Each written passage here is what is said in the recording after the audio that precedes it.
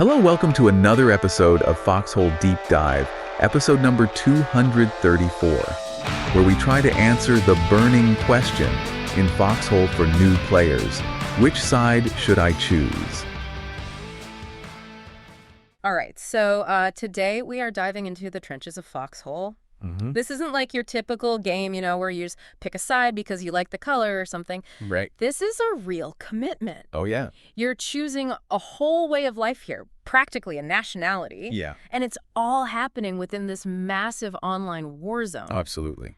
Don't worry, though. You've got us and this awesome new player guide to help you navigate this wild world of Foxhole. And trust me when I say wild, that is an understatement. Oh, yeah. Most games, you die, you respawn, you try again. Right. Not Foxhole. Really? Thousands of players battling it out in real time. Wow. And get this. Okay. Every single bullet, every bandage, even the tank you're driving, What? all crafted by players. No. Yet you really feel the impact of your actions, even if you're just one small cog in this massive machine. Okay, so it's like a massively multiplayer ant farm, Well, but instead of crumbs, they're fighting over, well, existence, basically. pretty much. No lone wolf hero complex here. It's all about collaboration on an epic scale. Exactly. Your source really dives into the whole resource management and communication aspect of this, too. It's crucial. Sounds intense. Oh, it definitely can be. Before we get lost in logistics, though, let's talk about who you'll actually be fighting alongside the Wardens and the Colonials. It's more than just picking north or south, I'll tell you that much. No. Most guides just scratch the surface. Yeah. Just, here's what they look like, here's where they're from. Yeah. But your source digs deeper. Okay. It cracks open the culture, the soul of each faction. It's fascinating stuff. So paint me a picture. Right.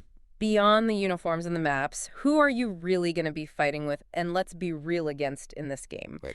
What makes these factions tick? Let's start with the on-the-ground tactical stuff. Okay. Wardens, they often have the upper hand when it comes to technology, Yeah. especially armored divisions. Okay. We're talking seriously intimidating tanks. Ah, so they've got the big guns. They do, but... There's always a but, right? Right.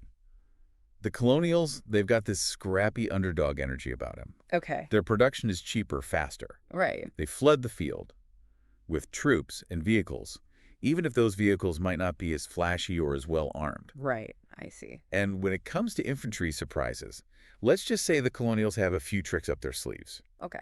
Like what? The Bomba Stone, for example. That's that. Oh, man, that thing can completely turn the tide of a close quarters fight. Interesting. So we've got some tactical differences there. Definitely. But your source takes a sharp turn from battle tactics into, well, cultural anthropology almost. It's like peeking through a window into two completely different societies that just happen to be at war. And that's what makes choosing a side so interesting. Oh. Because that psychology of Foxhole, the constant push and pull, Yeah. it takes a toll. Right. Knowing how each faction thinks how they react, Mm-hmm. it's almost as important as which tank has the bigger gun. Fascinating. So let's break it down for our listener. What are the real differences in the trenches? How do these real-life personalities and play styles bleed into this virtual war? What makes a warden and a colonial, well, a colonial? Think of it this way. You've got these two distinct societies that have formed organically over time, shaped by the game mechanics and the people who gravitate towards them. Like one of those social experiments where they put people in a controlled environment and see how they self-organize, but with artillery and landmines? Used, Yeah. exactly. Now, the Wardens, they seem to attract a younger, more regimented crowd. Hmm. Extremely organized and efficient, almost to a fault. Really? The source even called them a little too serious. But they take their efficiency seriously. Well, that explains this whole work system you mentioned earlier. Yeah. It's kind of glossed over it. Yeah. What's that all about? Don't leave our listener hanging. The work system is a perfect example of the Warden mindset. Okay. Imagine a complex spreadsheet Okay. tracking every single contribution a player makes. Wow. How much they're producing, what they're building, everything. Everything. Everything. Think of it like a hyper-organized virtual economy within the game itself. Wow. They got these passionate volunteers who've basically created this whole system to maximize efficiency. It's actually quite impressive. So we're talking next level organization here. Yeah. Color me intrigued and maybe a little intimidated. Yeah, it could be a bit overwhelming at first. But that makes this whole Warden Weekend thing make sense, right?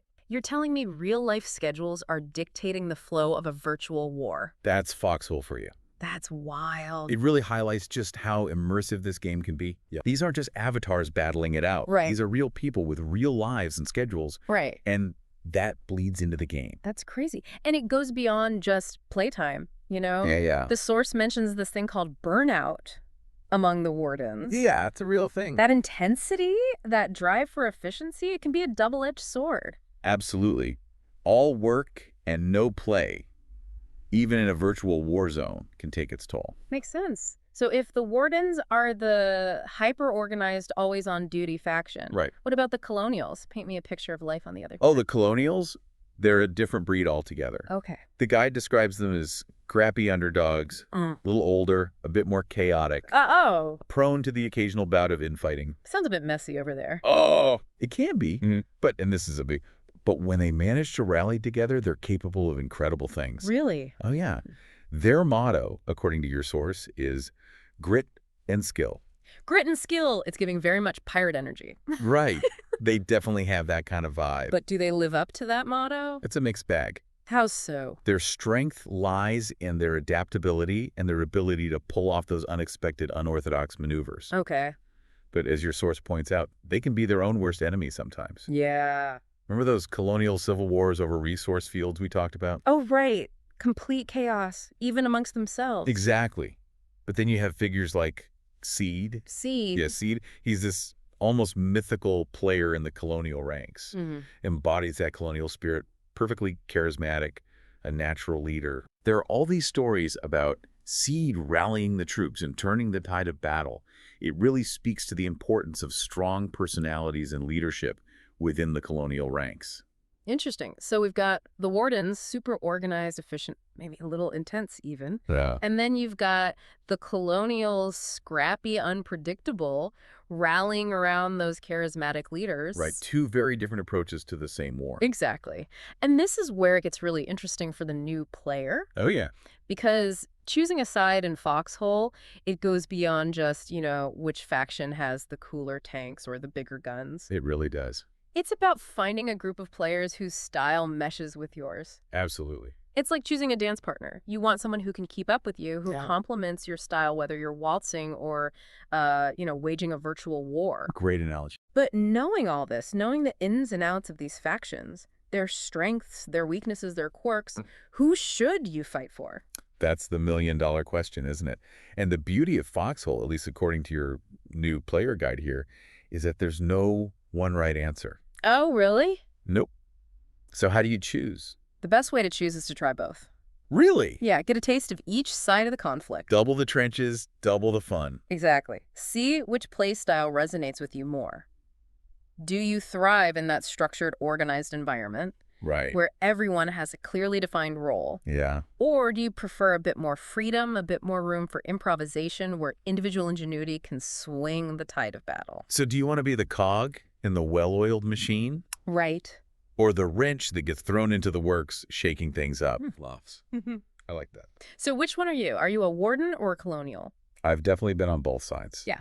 And honestly, you might surprise yourself. Yeah. Some players, they think they're all about that regimented warden lifestyle, but then they spend a week with the colonials and they realize they love the chaos. Interesting. And speaking of chaos, your guide here throws in a real curveball. Oh, yeah. Because it points out that sometimes the biggest factor deciding these epic wars isn't the tanks or the bombs or the tech or even those seed-like heroes leading the charge. Right. It's the players themselves. Or more specifically, the number of players. Right. It's true. As much as we love to romanticize the individual hero in war stories, Foxhole often comes down to a game of numbers. Really? Yeah, we can field more soldiers, more builders, more logistics experts at any given time. So all that planning, all that strategic brilliance, all those daring maneuvers, sometimes it just comes down to who can log in at 2 a.m. on a Wednesday. Yep. And hold the line. It's humbling in a way. It is. It speaks to the power of collective action, even in a virtual world. That's true. Every single player, every single action contributes to the larger war effort. It's like this massive online tapestry and everyone's adding their own little stitch. I like that. It actually makes the decision of which faction to join a little less daunting, wouldn't you say? How so? Because it means that no matter which side you choose, you're making a difference just by being there. That's a good point. You're part of something bigger than yourself, contributing to this massive, ever-evolving conflict. And that's a huge part of what makes Foxhole so compelling. It really is. It's like you're writing a chapter in an alternate history book, but you're doing it alongside thousands of other people, all making their own choices, fighting their own battles, shaping the narrative in real time. And that narrative, it never truly ends. It keeps going, evolving, long after you log off.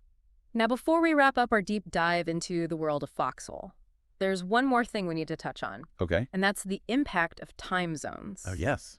Your guide mentions this as another layer of realism that Foxhole brings to the table. It's a fascinating aspect of the game Yeah. because you've got players from all over the world, Right. all operating on different schedules. Right. And those schedules, they have a very real impact on the ebb and flow of the war. So even virtual wars are governed by the constraints of the real world. Exactly. A faction might be dominating while it's prime time in Europe, for example, Yeah.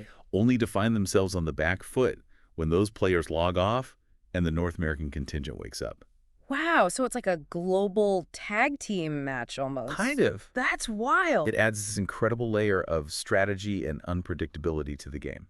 Right, because you can't just look at the map and see who has more territory at any given moment. You have to factor in who's online, who's about to log on, and how that might shift the balance of power in the hours to come. Exactly. It's almost like playing chess on a rotating globe where the pieces are constantly moving, not just because of your decisions, but because the very fabric of time itself. That's a very poetic way to put it. But you're not wrong. It's that interplay between the virtual and the real, the strategic and the logistical, that makes Foxhole so unique. It's mind-blowing, isn't it? It really is. This whole virtual war playing out on screens across the globe, and it's all ultimately influenced by something as basic as the Earth's rotation. It's crazy when you think about it. It adds this whole layer of depth and realism that you just don't see in a lot of games.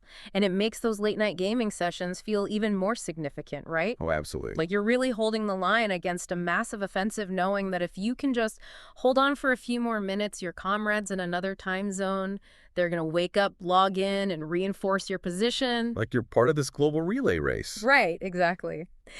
After diving deep into this new player guide with you, I'm starting to get the itch myself. Foxhole, it's more than just a game, isn't it? I think so. It's a social experiment, a testament to the power of teamwork and community, all wrapped up in this gritty, ever-evolving war narrative. Couldn't have said it better myself. Yeah. It's that perfect storm of strategy, logistics, community, and just a touch of chaos that makes Foxhole so unique. So to our listener out there getting ready to enlist in this world of Foxhole, we say this. What's that? Don't be afraid to experiment. Find the faction that fits your play style, Right. whether it's the order and efficiency of the Wardens Right. or the scrappy unpredictability of the Colonials. And remember, Yeah. every action you take, every resource you gather, every bullet you fire, it all contributes to the larger war effort. That's a good point. You are not just a player in Foxhole. You are a vital part of its ever-unfolding story. Well said. So if you're out there and you're looking for a gaming experience that goes beyond the typical kill-death ratios and loot boxes, Yeah. Foxhole might be just what you're looking for. Definitely. And hey, if you see me out there on the battlefield, Yeah. hopelessly lost, fumbling with my bandages, try not to run me over with your tank. No promises. For even more intel on the factions, the weapons, the tactics, and everything in between, make sure to check out the full new player guide. It's a great resource. We've linked it in the show notes for you. Until next time, happy gaming!